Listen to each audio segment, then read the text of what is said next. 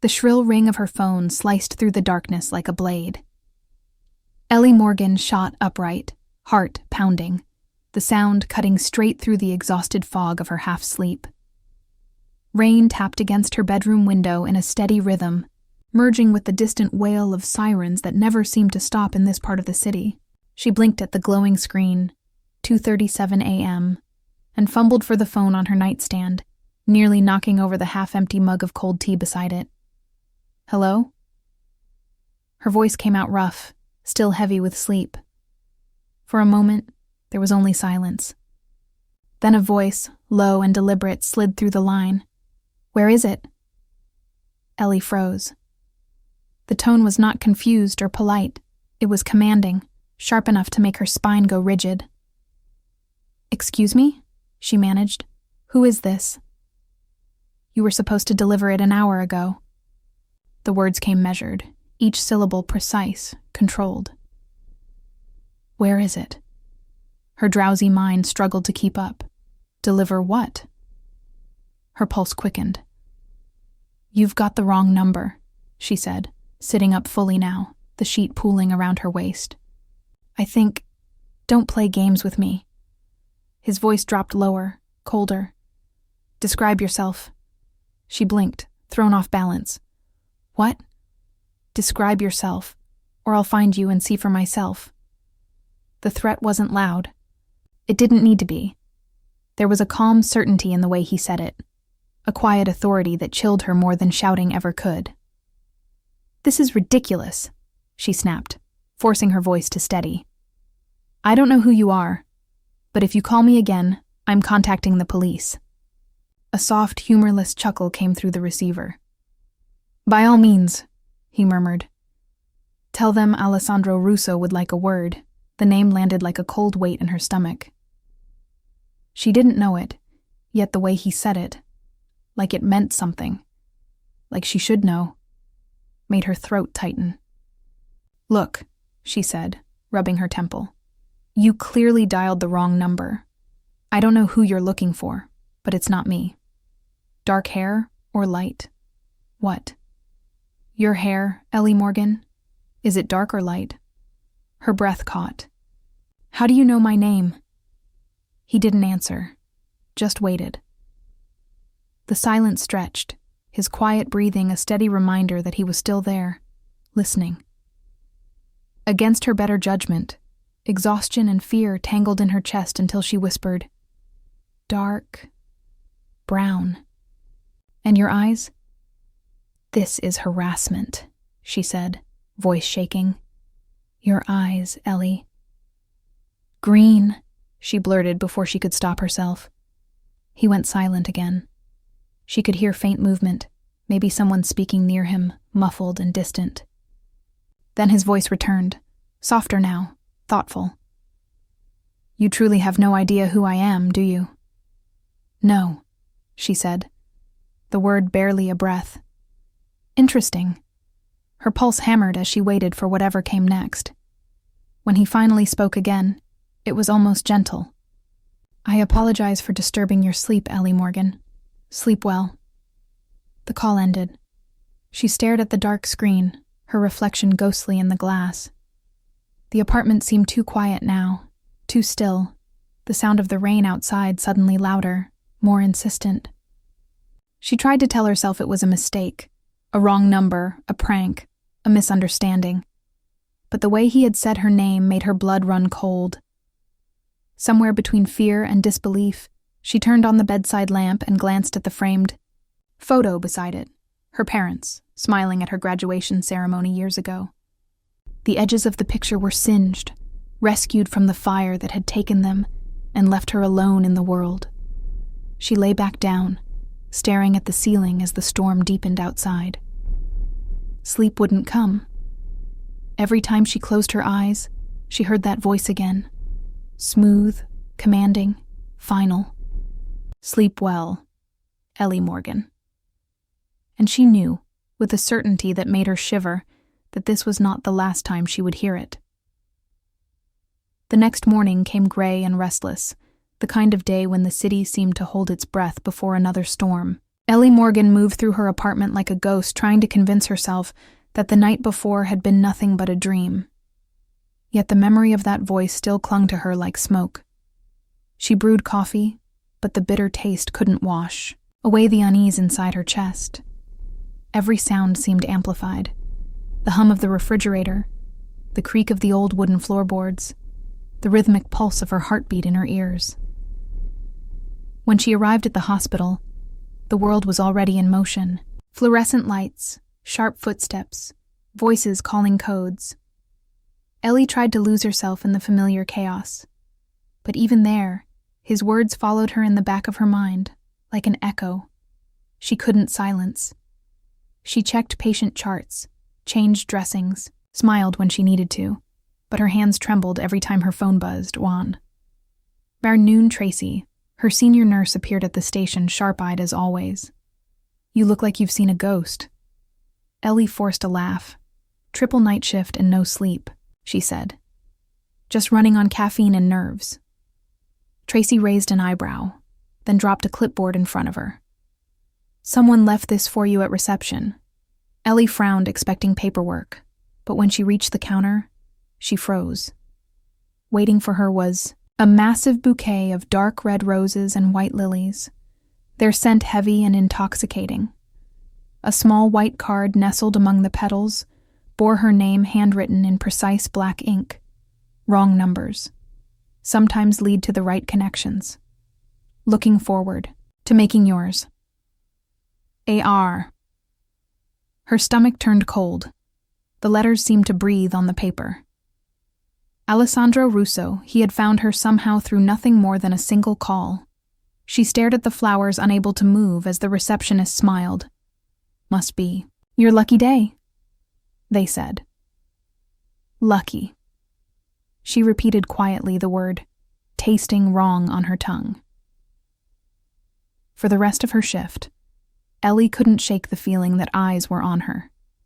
Every hallway, every passing shadow felt different, heavier by the time she clocked out. Night had fallen again, and the rain had returned soft at first, then furious by the time she reached the hospital parking garage. The air smelled like iron and asphalt. Her reflection shimmered on the wet pavement as she hurried toward. Her car bouquet clutched to her chest like a shield. That was when she saw it. A black Mercedes engine running 2 spaces from her car, the windows tinted too dark to see inside. She slowed pulse, quickening her breath, clouding in the air. Then the passenger door opened. A man stepped out, tall, composed, wearing a charcoal suit that looked cut from shadow. His movements smooth, deliberate, like someone used to being obeyed. He stopped under the dim light of the overhead lamp, his gaze locking on her. "Ellie Morgan." He said it wasn't a question. She tightened her grip on the flowers. "How did you find me?" "Finding people is never difficult when you have the right resources," he said calmly, his voice the same deep, controlled tone that had haunted her dreams since last night. "What do you want from me?" she asked, trying to sound brave, but her voice shook anyway. "To apologize properly for disturbing your sleep and to satisfy my curiosity," he said, his dark eyes studying her face as though he could see past skin and bone and straight into her thoughts. "Curiosity about what? About what kind of woman answers a call from a stranger at 2:37 in the morning instead of hanging up his mouth?" Curved slightly. Most wouldn't have dared. "I was half asleep," she said defensively. "I thought it was the hospital." "Yes, the nurse who saves everyone but herself," he said softly. Stepping closer, the scent of rain and something expensive clinging to him. "You look exactly as I imagined.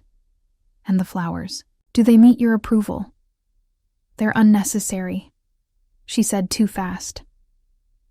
"Nothing beautiful is unnecessary," he replied. A chill ran through her, even as heat rose in her cheeks. He reached into his jacket and drew out a small card, placing it gently on the hood of her car. "My private number," he said. "Should you ever need assistance, call me." "I won't," she said. Taking a step back, he smiled faintly. We'll see. He turned to leave, but before stepping into the car, he looked back once more, his eyes gleaming in the half-light. From now on, Ellie Morgan, you're mine. The Mercedes door closed with a soft thud, the engine's hum fading as the car slipped away down the ramp. Ellie stood motionless in the rain, his words sinking deep into her skin like ink on paper. From now on, you're mine. She didn't move for a long time, the bouquet trembling in her hands, thunder rolling in the distance. Every instinct told her to run, but somewhere beneath the fear, a dangerous curiosity began to stir a single question that would not go away. Who was Alessandro Russo really, and why did it feel like her life had just been rewritten by the sound of his voice? The rain had not stopped all night. It beat against the window of Ellie's apartment like impatient fingers reminding her that the world outside was waiting for her to make a mistake. She had barely slept. Every sound made her flinch, the hum of the refrigerator, the distant siren of an ambulance, the quiet creak of the building settling with the wind.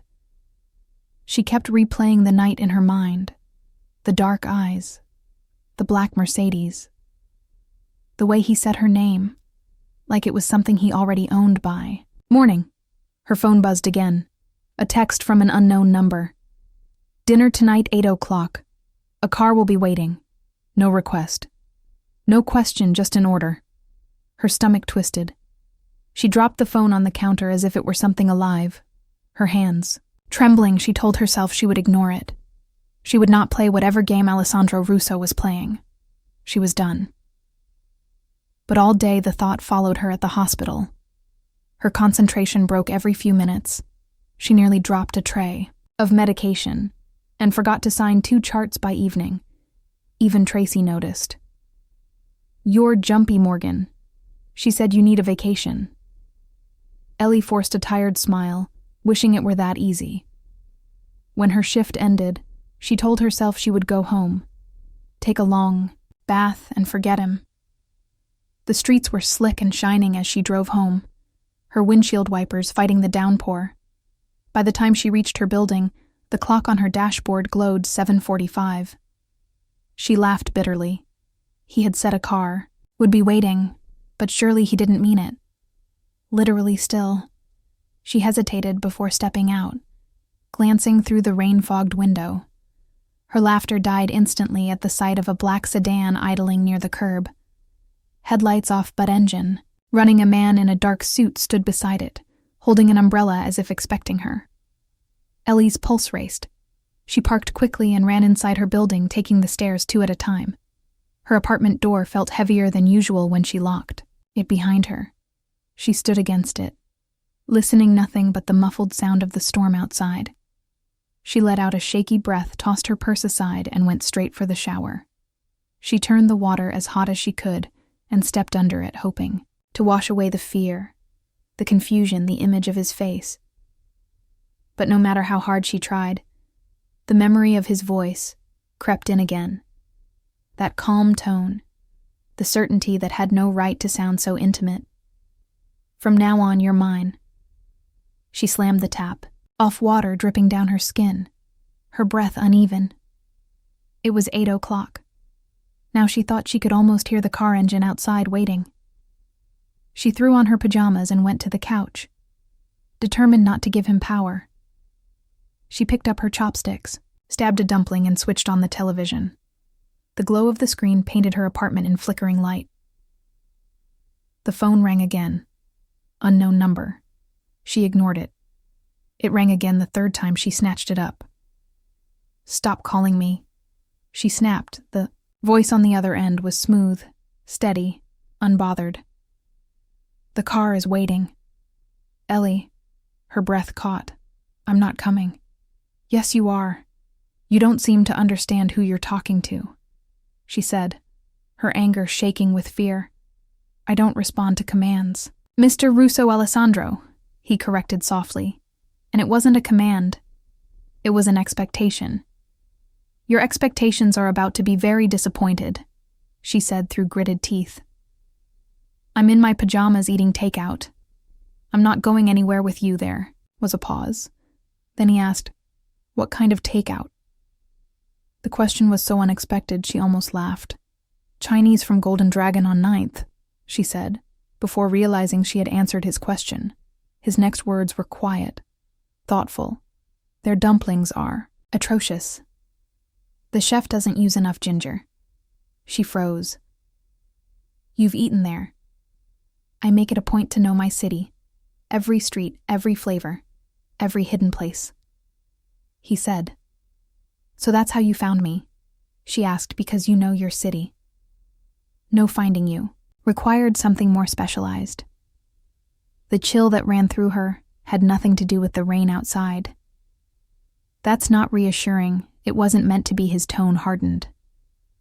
"I was hoping to discuss this in person. But since you've decided to defy my invitation—" "It wasn't an invitation," she interrupted. "It was a summons." "Then I'll be direct," he said evenly. "The night you answered my call, I was expecting someone else. Someone who stole something from me. Valuable. Something people would kill for." Her heart skipped a beat. "And what does that have to do with me?" "Everything," he said. "Because the man I was supposed to reach ended up dead 2 days later, and the last number he called before he died was yours." Her blood turned cold.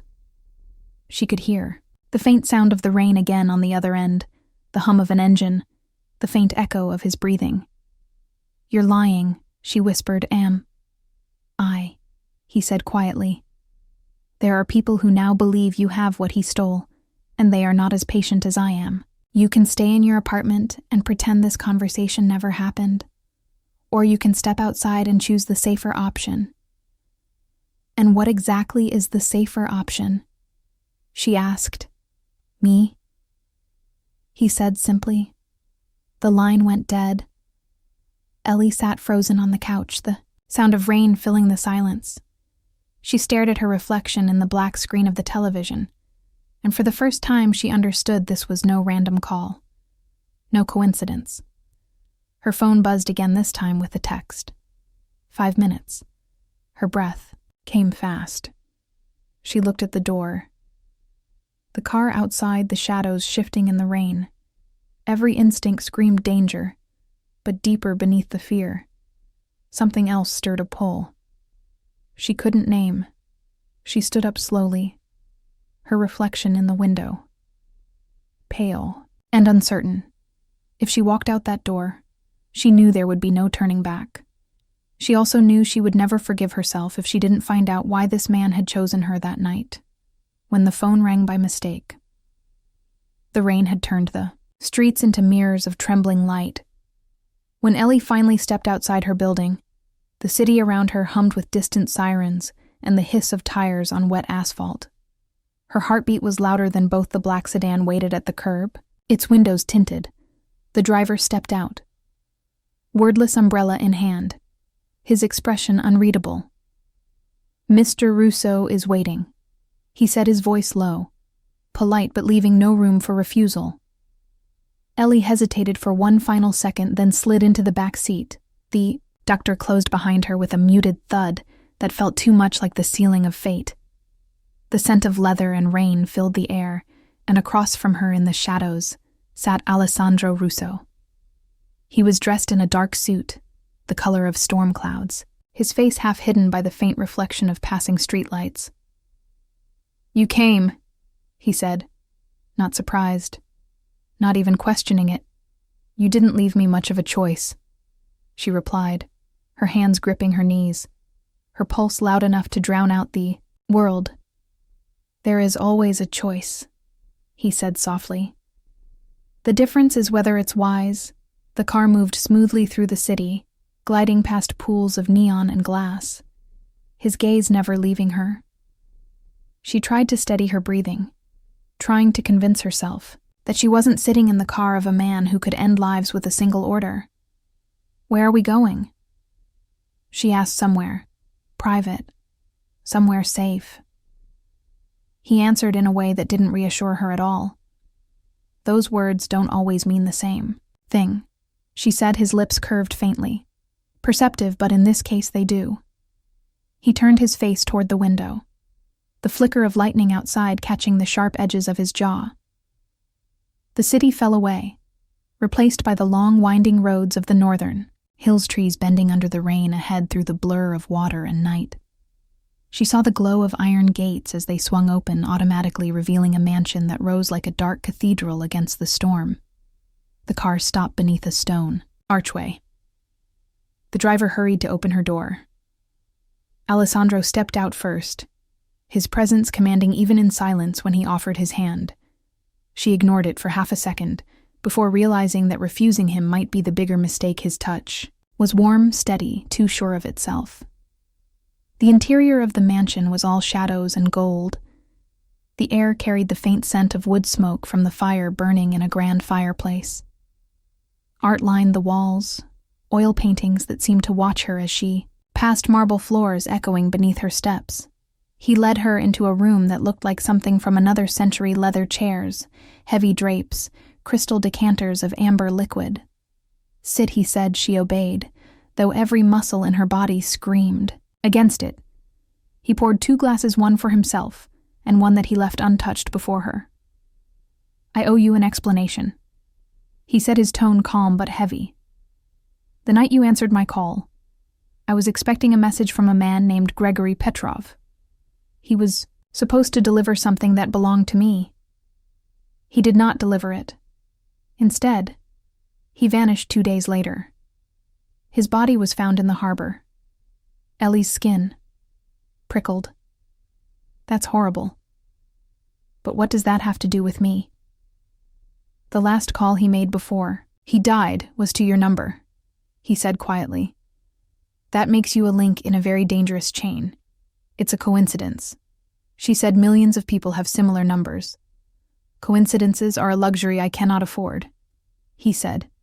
And yet, here you are, alive, unbothered, untouchable, while men who crossed me end up beneath the water. Tell me, Ellie Morgan, why do you think that is? Because I had nothing to do with any of this, she said. Because I'm just a nurse trying to survive another night. He studied her for a long time, then leaned back in his chair. You think I believe in coincidence? No, I believe in fate, he said, and in debts left unpaid. So what? Now, she asked, her voice shaking. Now you listen very carefully, he said. The man who killed Petrov is still looking for what was stolen, if he believes that call meant something. If he believes you have it, you're not safe anywhere. And you expect me to believe that you're my only chance at safety. I don't expect belief, he said. I expect instinct. The same instinct that made you answer that call. The same instinct that made you walk out of your apartment tonight. She wanted to argue, but she couldn't.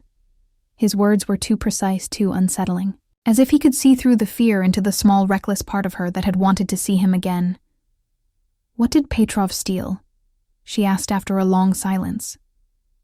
Information, he said, the kind that destroys lives when it falls into the wrong hands, and your name came up in a file connected to his.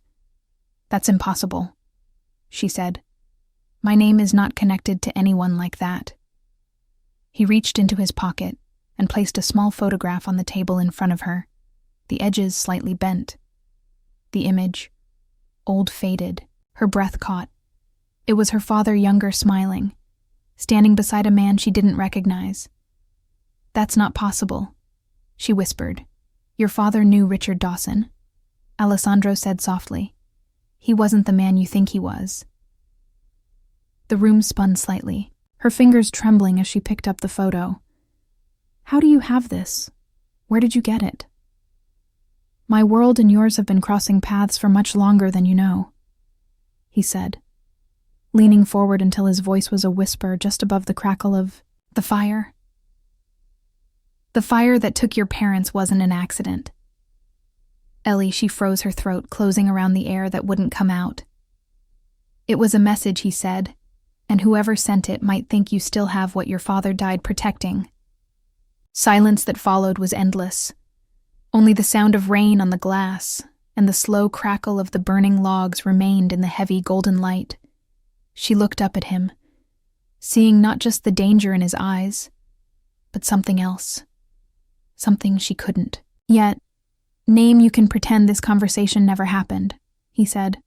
"Or you can let me protect you until we find the truth." "And if I refuse," she asked, "then someone else will find you first," he said, rising from his chair. "And when that happens, even I won't be able to save you." The storm raged outside, but inside the world had gone perfectly still. And in that stillness, Ellie realized that whatever truth Alessandro Russo was hiding, it was now tangled with hers. Forever. Ellie could not remember the drive back from the mansion, only the way the storm had turned the world into streaks of light and motion. Her hands trembled on the steering wheel, the words he had spoken echoing in her skull. "The fire that took your parents wasn't an accident. It was..." A message. She reached her apartment without remembering how she got there, locked the door and sank to the floor, the air in her lungs coming in ragged bursts. The photo he had shown her still burned behind her eyes. Her father smiling beside a stranger she now knew was connected to men who killed for money and silence. The apartment was too quiet, the shadows too deep. She turned on every light. But it did not help. She kept hearing his voice, that low certainty that made her feel both terrified and seen in a way she could not explain. The next morning she called in sick, her voice hoarse from sleeplessness. Tracy had sighed on the other end of the line. "Get some rest. Morgan, you sound like you've been fighting ghosts." She spent the day searching for answers. She went through old boxes, letters, photos, anything that could connect her father to the man named Richard Dawson. But there was nothing, only the burned edges of a life that had gone up in smoke 10 years ago. When she opened her laptop, she hesitated before typing the name Alessandro Russo into the search bar. The results were few, which somehow made them worse. Short business articles about property deals, a charity gala 3 years ago, a whispered mention in a financial report, tied to a company with no visible address. The more she read, the more she felt like she was sinking into water too deep to see through. And then a new email appeared on her screen. No sender, no subject, no message, only an attachment, a single photograph. It showed the outside of her apartment building, taken from across the street at night. Her window lit up, and her shadow faintly visible behind the glass. Her phone buzzed a text from an unknown number.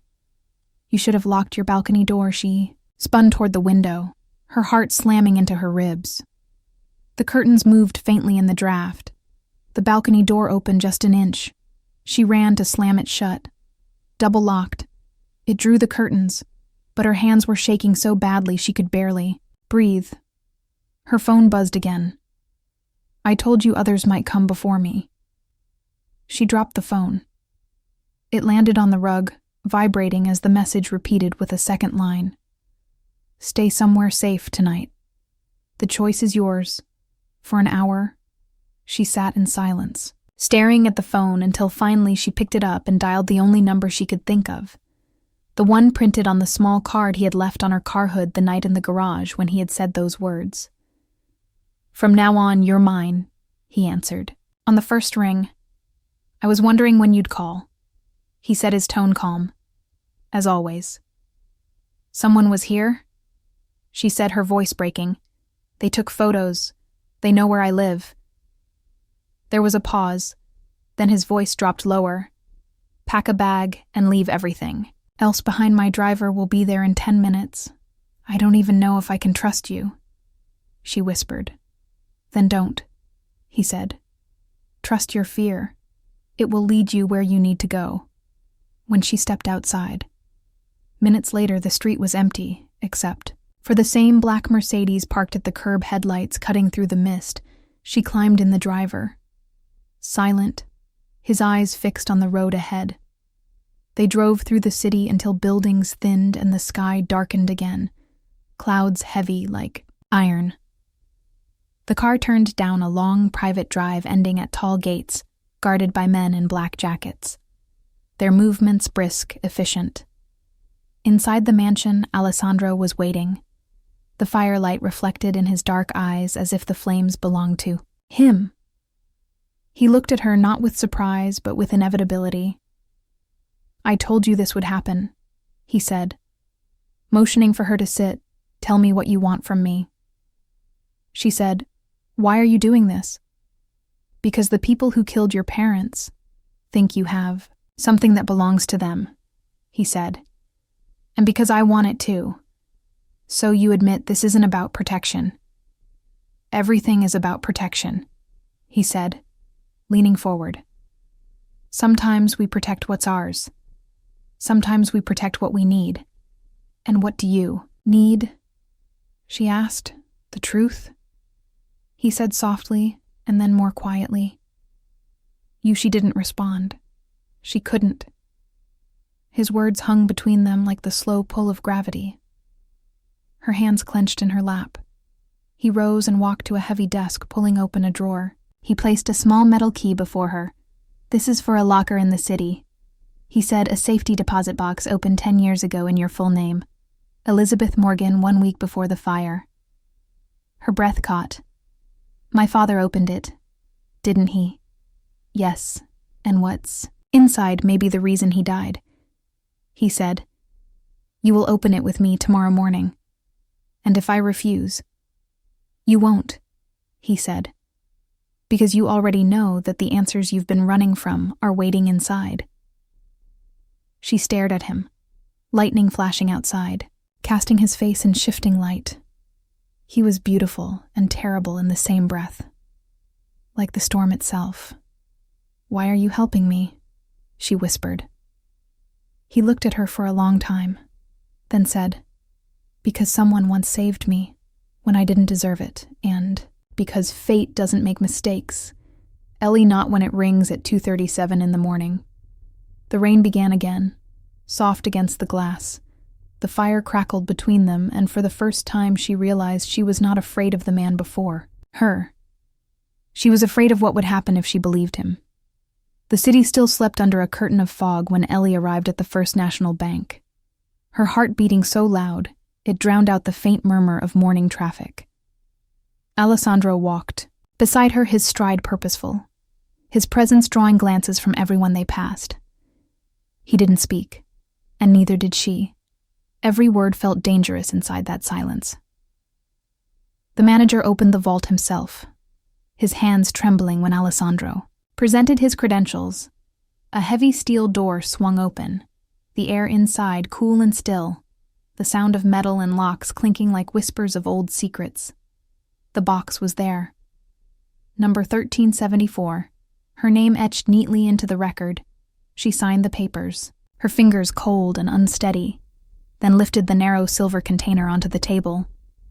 The lid opened with a soft metallic sigh. Inside lay a single velvet pouch, small and worn. She reached for it, afraid of what it might contain. Alessandro's hand closed gently over hers. "Wait," he said, his eyes dark and unblinking. "Whatever is inside changes everything. Are you ready?" "No," she said honestly, "but I'll open it anyway." She untied the cord and emptied the contents onto the table. A silver locket fell. Into her palm, its surface engraved with the faint swirl of filigree worn down by time. She knew it instantly. Her father's last gift before the fire. The world seemed to blur around her. She brushed her thumb across the metal, her throat tightening. "I thought this was gone forever." "Open it," he said. Inside was the photo of her parents smiling on their wedding day. She carefully lifted it free. The frame came loose, revealing a piece of paper folded so small it had been hidden for years. The paper was yellowed, delicate. Her father's handwriting looping across it, a series of letters and numbers, followed by a short line. "For Ellie. If you are reading this, I failed. The truth is, where we caught your first fish trust, no one." She stared at it, shaking her head over and over. "What does that mean?" she whispered. Alessandro took the note, turning it in his fingers, his jaw tightening. Coordinates maybe, or a code. The phrase about the lake where we caught your first fish could be a location. He looked at her eyes, searching. Yours, do you know what? It refers to Lake Sherwood, she said immediately. We had a cabin there.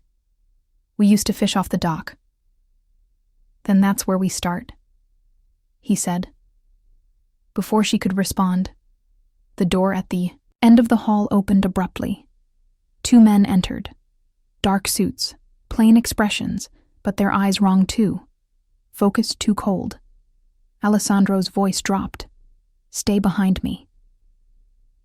The first man reached into his coat, but Alessandro was faster in one smooth motion. He pushed Ellie behind a pillar and drew his gun. The sound of the first shot shattered. The silence, glass rained down from the ceiling. Alarms blared. He grabbed her hand and pulled her toward the service exit move. He commanded, his voice steady even. Through the chaos, they ran down a narrow corridor, the echo of footsteps chasing them, the security alarm still wailing somewhere above. They burst out into the alley, the rain starting again. Faint mist on the pavement. A black car screeched to a stop. In front of them, Marco. The driver leaned out. Get in now. They sped away, tires slicing through puddles. Alessandro checked the rearview mirror, his expression hard. Those men were Kazan's. He said, Your father's old associates. He was right. They know. You have something they want. Ellie pressed her hand to her chest, feeling the weight of the locket beneath her shirt. Her voice trembled. What do they want from me? They want what your father hid, he said. And they will kill anyone who stands in their way. She looked at him through the reflection of the passing streetlights. What about you? What do you want? His eyes met hers briefly. Everything that's been stolen from my family. And maybe you. If you'll let me. She didn't answer, but something in his tone made her heart twist between fear and longing. The car took a sharp turn, heading away from the city, the sky growing darker. Ahead. Where are we going? She asked. Somewhere safe, he said again. But this time there was something different in his voice, not command, not arrogance, something almost human. They reached the mansion near midnight, but instead of the grand halls, he led her past the main rooms to a staircase hidden behind a paneled wall. The elevator beyond it was silent, smooth. Descending deep underground when the doors opened, she stepped into another world. The space was nothing like the house above. It was modern steel and glass lit by soft golden light. A waterfall streamed down a stone wall into a still pool of water, the sound calming, yet otherworldly. This is where I live, he said. The world upstairs is for appearances. This is where I survive. He motioned her toward a table where maps and files were spread open. A surveillance feed flickered on a large screen. Images of streets, gates, guards, cars. Your apartment was broken into an hour ago, he said quietly. The locks destroyed a body found inside, male mid-30s. She froze. Who? No one you know, he said. But they were looking for you. You don't have a choice anymore, Ellie. He took a step closer, the shadows from the screen flickering across his face, his voice low but certain. I can keep you alive, but you must do everything I say. And if I don't, then I'll find your body next. He said, not as a threat, but a fact. The air between them was heavy. Their breaths. The only sound, the locket hung against her heart, pulsing with heat, as if it knew its own importance. Ellie looked up at him, her voice barely a whisper. Then tell me what to do. His eyes softened for the first time. Good, he said. Because from this moment on, we are no longer two people with different pasts. We are one story with one enemy and one ending. Outside, thunder rolled across the sky. and the world above them began to change forever. The air inside, the underground mansion felt different that night, heavy with quiet danger and the faint hum of distant thunder. Alessandro stood before the glowing monitors, his reflection mirrored in the glass walls around him. His men moved like shadows beyond, the frame armed, silent, precise. Ellie watched him from the edge of the room, her mind still spinning from what she had seen at the bank. From the note from her father and from the body found inside her apartment, the man she once thought of as a stranger had become her only lifeline, and she did not know whether that was salvation or doom. He turned toward her. Finally, the tension in his posture carved sharp as glass. "You said your father took you to Lake Sherwood," he asked. "When was the last time you were there?" "Years ago," she answered, "maybe 10. It's abandoned now. No one goes there anymore. Then that is where the next clue will be." He said, "The coordinates on the locket. Point near that area." Your father was careful. He planned every step. Long before the fire, Ellie folded her arms around herself, her voice shaking. Why did he have to die? What did he know that was so important? Alessandro's gaze softened slightly. He uncovered something he wasn't meant to see. Your father worked for a man named Richard Dawson, but Dawson was only a piece of a larger web. The real name behind the fire was Victor Kazan, the same man who ordered the murder of my father 6 years ago. She stared at him, realizing for the first time that the pain behind his calm control was real, not rehearsed. "This is revenge for you," she said. "It began as revenge," he admitted, "but it became something else when I heard your voice on that call. I didn't understand why I couldn't hang up. And then I learned.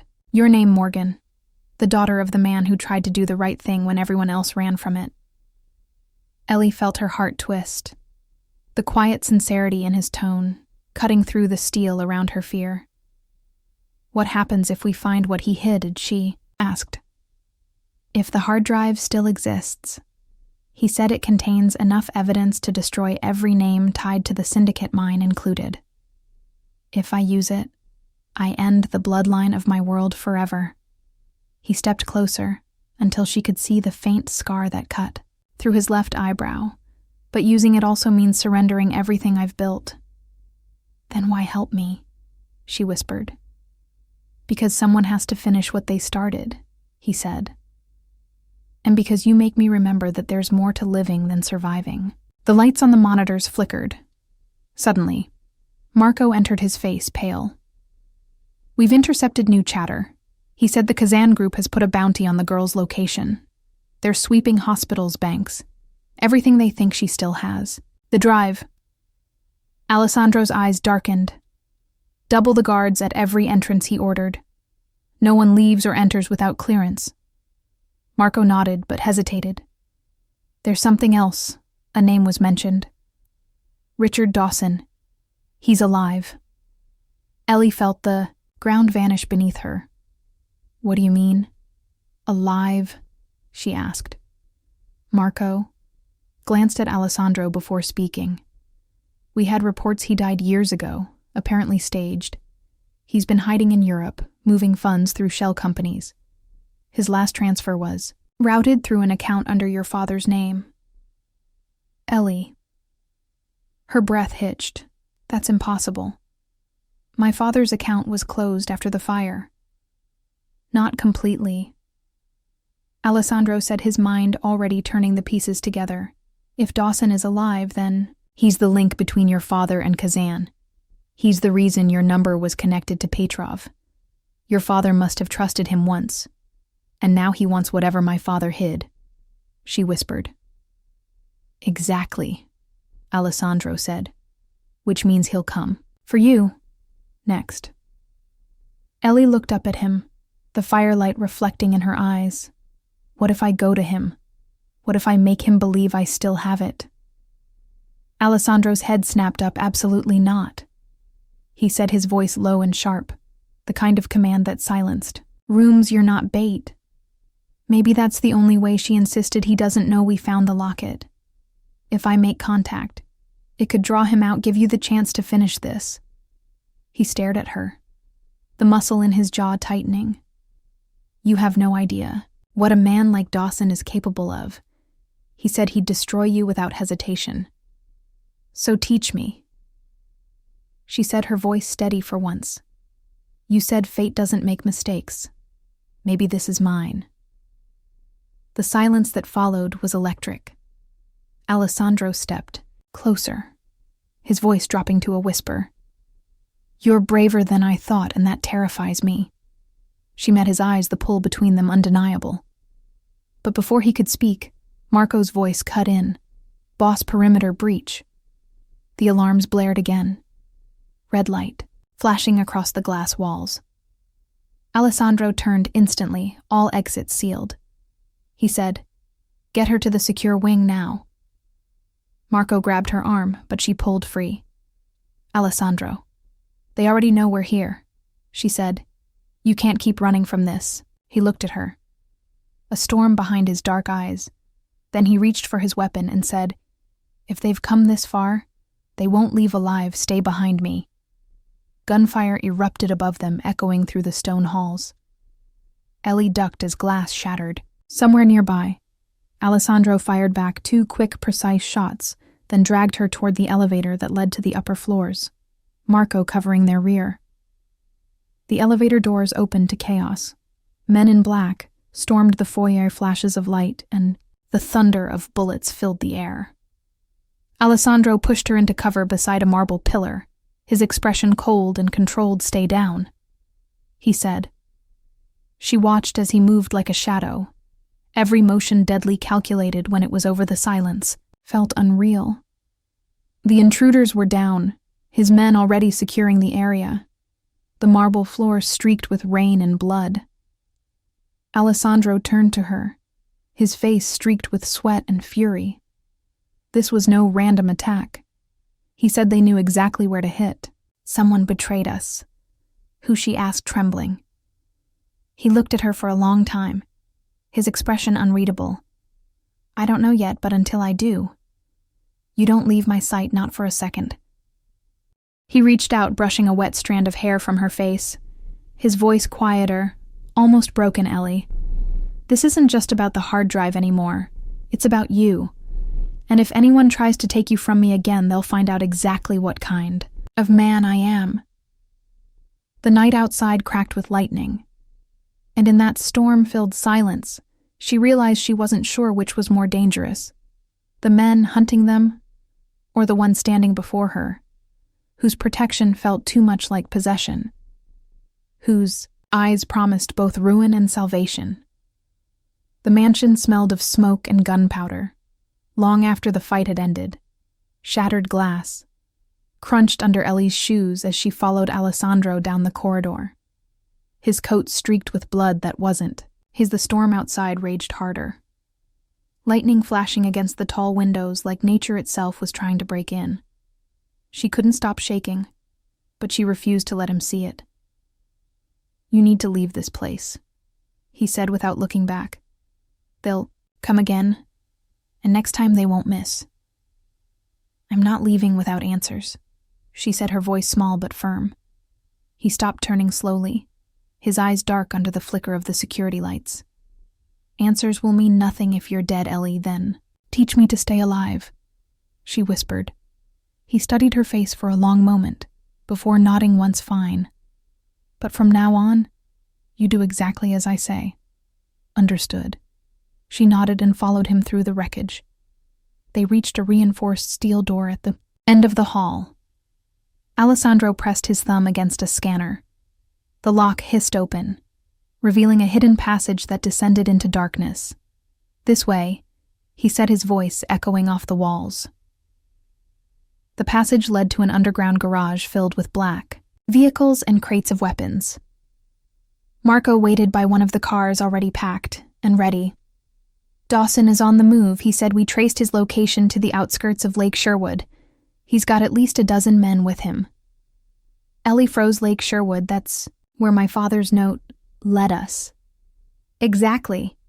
Alessandro said, which means Dawson has already found what we're looking for. The drive, your father. Hit Ellie's heart pounded faster. Then what are we waiting for? Let's go.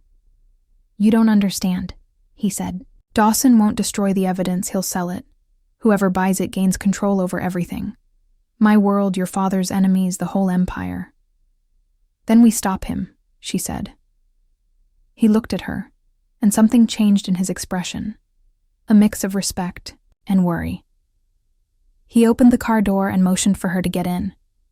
You wanted to know what kind of man I am. He said, you'll find out tonight.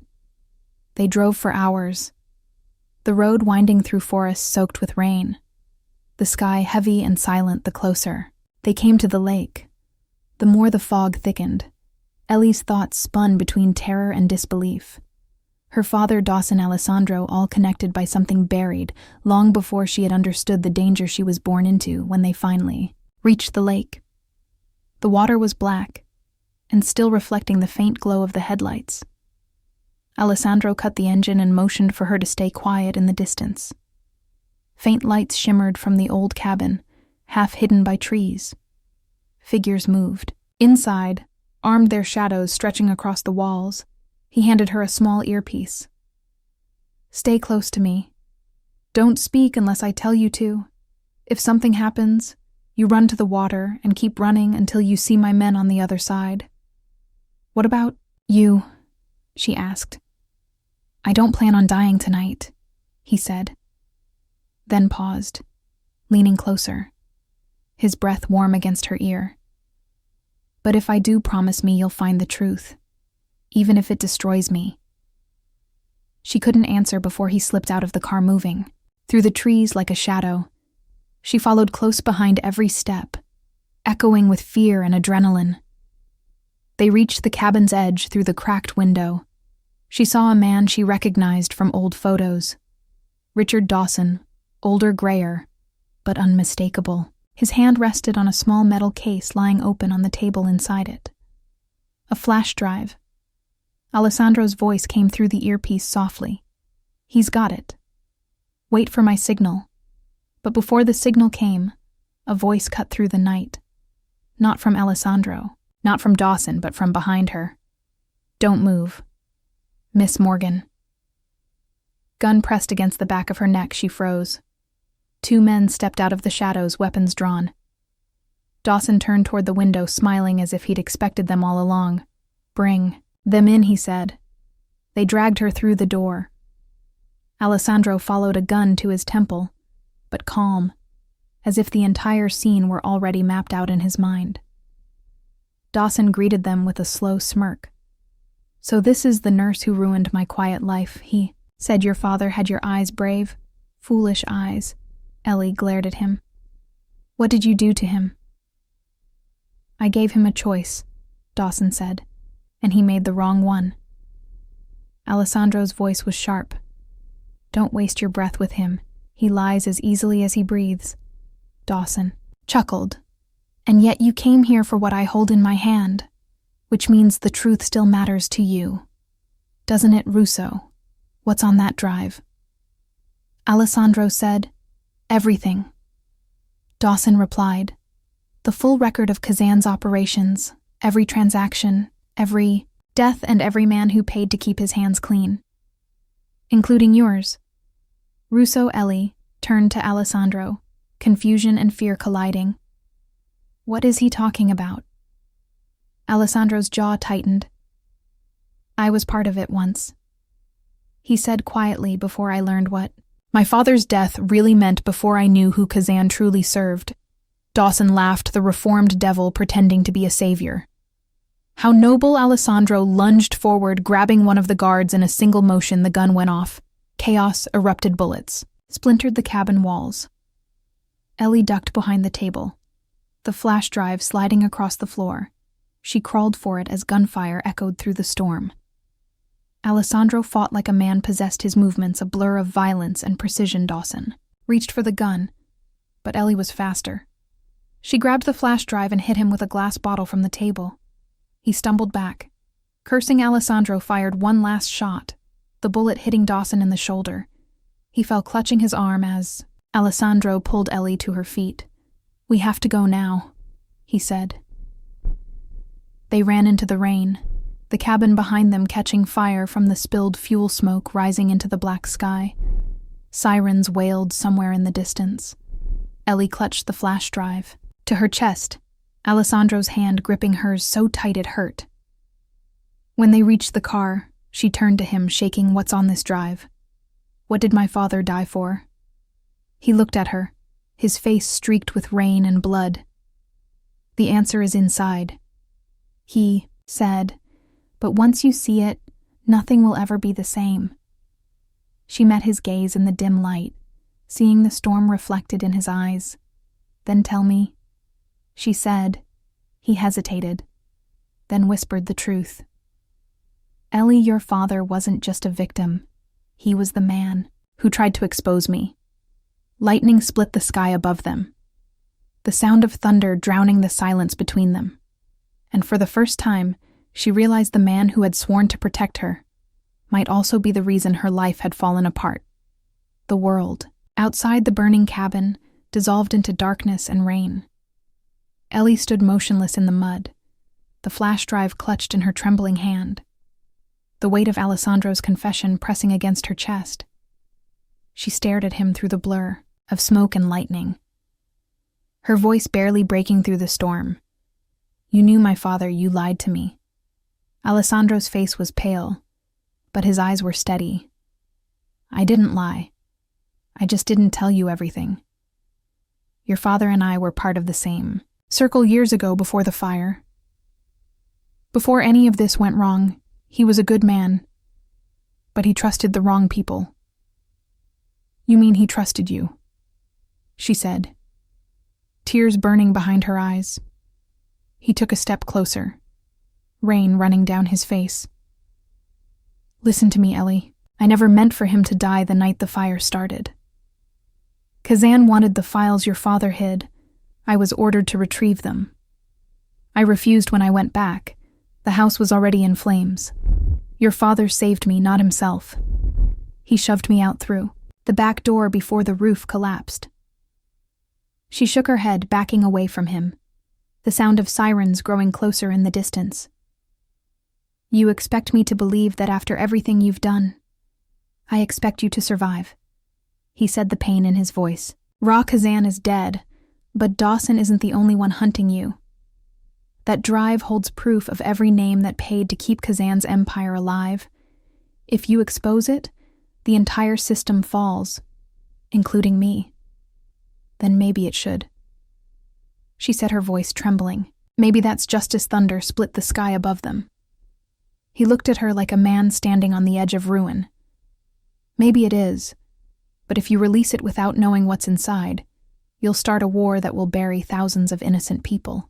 Turned abruptly, motioning toward the car. "We don't have time. Dawson's men will regroup. He's wounded but not dead, and he'll send more goons before dawn." Ellie hesitated, but the distant hum of engines on the other side of the lake made the choice for her. She ran after him, sliding into the car. The tires spun against the wet earth as they sped into the forest behind them. The flames from the cabin flickered like a dying heartbeat. For an hour, neither of them spoke, the sound of rain and the wipers filling the silence. Alessandro's knuckles were white against the steering wheel. Finally, Ellie whispered, "I want to see what's on the drive." He didn't look at her. "You will, but not here." "Then where?" "There's a man I trust barely, but he owes me his life. He can decrypt it. He lives in the city's industrial zone, an old printing factory. We'll go there tonight." When they arrived, the sky was bleeding into dawn. The factory loomed like a forgotten skeleton. Metal doors rusted and scarred. Alessandro led her through the shadows until they reached a room glowing with the light of computer screens. An older man sat behind them, his face lined and alert. He looked up as they entered, so the rumors were true. The nurse and the— "Lock it enough," Alessandro said quietly. "Just open it." The man nodded.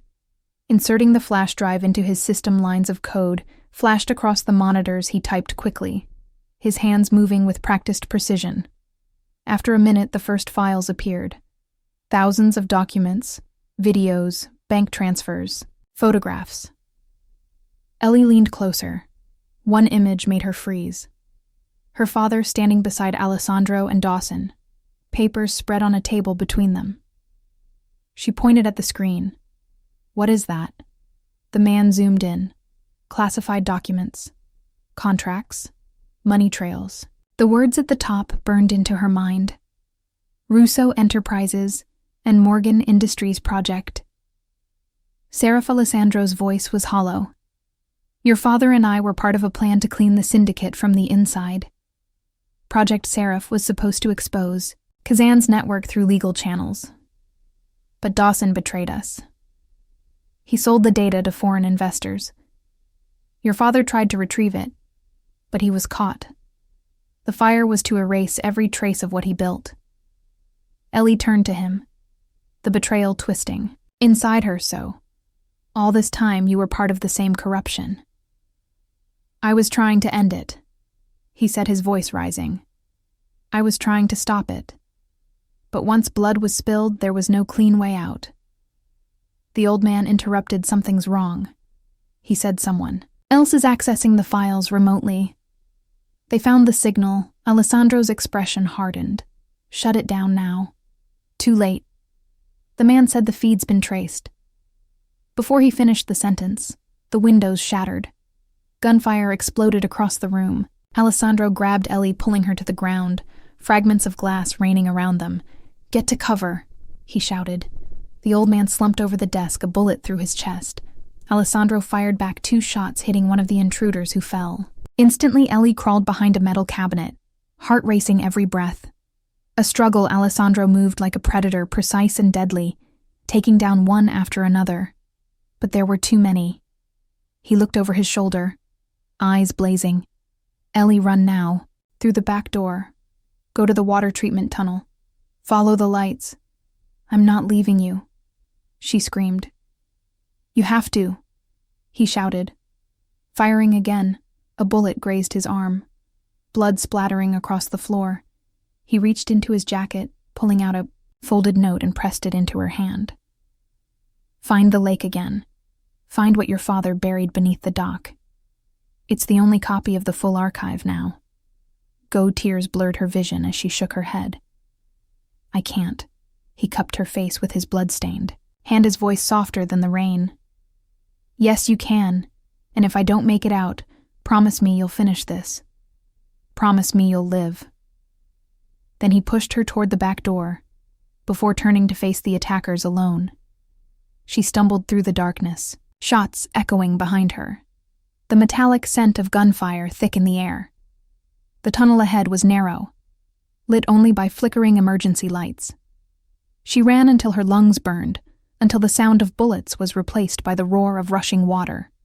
When she finally burst out into the open air. Dawn was breaking over the city. Her clothes torn, her heart fractured. She looked down at the paper in her hand.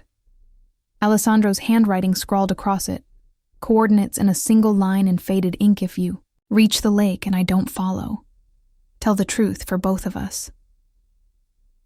Behind her, the sound of an explosion ripped through the horizon. The factory engulfed in flames. Her knees gave out, the flash drive, still clutched to her chest as the morning light spread across the water. She realized the war wasn't over, and neither was Alessandro Russo's story. The morning was silver and cold when Ellie reached the edge of Lake Sherwood, mist rising over the still surface like the ghosts of the past. She was trembling from exhaustion, her clothes torn, her shoes soaked in mud. Every breath she took carried the scent of rain and smoke behind her. The distant sky glowed faintly orange from the explosion that had consumed the factory. She wanted to believe Alessandro was alive, but the silence of the forest said otherwise. She followed the path down to the old wooden dock. It creaked beneath her weight, just like it had when she was a child. Her reflection rippled in the dark water, the locket hanging Heavy around her neck, she knelt and looked beneath the planks, remembering her father's words. The truth lies where we caught your first fish. The wood was old, soft with age. She pried at the boards until one shifted, revealing a small metal box, half buried in the wet earth. Her hand shook as she pulled it free. It was sealed tight, rusted around the edges. She struck it against the dock until the lock snapped open. Inside was another flash drive wrapped in a piece of cloth and a folded letter. She opened the letter slowly. The ink faded, but the words still clear. My dearest Ellie, if you are reading this, then I am gone. You must know that I never wanted you to be part of this world, but truth has a way of finding those strong enough to bear it. This drive holds the records of every crime, every man who traded conscience for money, including the one who now protects you. He was my friend. Once remember that. Not all monsters are born. Some are made. Your choice will decide what the world remembers of us. She felt tears sting her eyes. The truth was heavier than she imagined. She looked toward the horizon. The rain had stopped, but thunder still rolled faintly in the distance. She plugged the drive into her small encrypted device that Alessandro had given her before the attack. The screen flickered, and the files opened. There it was, everything. Names, accounts, murder orders, payments to politicians, and among them the proof that connected Dawson to the fire and to Kazan, and one file that made her heart stop. Alessandro Russo financial transactions cover identities, evidence of his role as Kazan's enforcer, long before he turned against them. Her finger hovered over the command that would upload the entire archive to the public server's one touch, and every secret would be exposed. The powerful destroyed, the guilty punished. But it would also destroy him, if he was still alive. It would mark him for death and erase whatever redemption he had tried to earn. She whispered his name into the wind. Alessandro, her voice breaking on the sound of it. And then she pressed send. The upload began slow at first, then steady, the files spreading like wildfire through the global network. Her father's truth unleashed. Her body shook with relief and fear. All at once, she looked up at the lake and whispered, "It's over." A sound behind her made her turn. A shadow moved at the edge of the trees. She reached for the small gun Alessandro had given her, her hand trembling. When the figure stepped into view, she froze. It was him, alive. His shirt-torn blood drying along his shoulder, but his eyes still dark and burning. "You shouldn't have done it," he said quietly. Stepping closer, his voice raw from smoke. "You just declared war on every man I've ever crossed. You said the truth mattered." She said, her voice breaking, "And it does." He stopped in front of her, rain dripping from his hair. "You've doomed me, Ellie. Every name, every secret I ever buried is out there now." Then, "Stop hiding," she said. "Stop running from what you were and be who you can still be." For a long time, he said nothing. The storm rolled away, leaving only the sound of wind through the trees. Then slowly he reached for her hand, his palm rough and warm against her cold skin. "Maybe that's what your father saw in you," he said. "A way to end what men like me began." She stepped closer, her heart still racing. "I thought you died. I almost did," he said. "Dawson's men didn't leave much standing. I buried what was left of them in the fire. I came here because I knew you'd find the last piece." She looked at him, tears streaming down her face. "So what happens now?" He glanced at the horizon where sirens echoed faintly across the water. "The world will come for me now," he said. "But they won't touch you. I made sure of that. The accounts are gone, the blood money erased." "You're free, and you?" she asked. He smiled faintly, the first real smile she'd ever seen from him. "Maybe freedom isn't meant for men like me. But knowing you exist in a world without lies, That's enough. He turned to walk away, but she caught his arm. Don't you dare disappear again, she said, her voice fierce. If you vanish, I'll come find you and drag you back myself. He looked at her, the edges of his expression softening. Then he leaned forward, his forehead resting against hers. His whisper almost lost to the wind. You already did, Ellie. You found me the moment you answered that call. The first light of dawn broke, through the clouds turning the lake to gold. He kissed her gently, a promise and a farewell in one. And then he stepped back, disappearing into the fog that drifted over the water. Ellie stood there for a long time, watching the mist swallow his figure, until only the sound of the lake remained. The world had changed because of one mistake.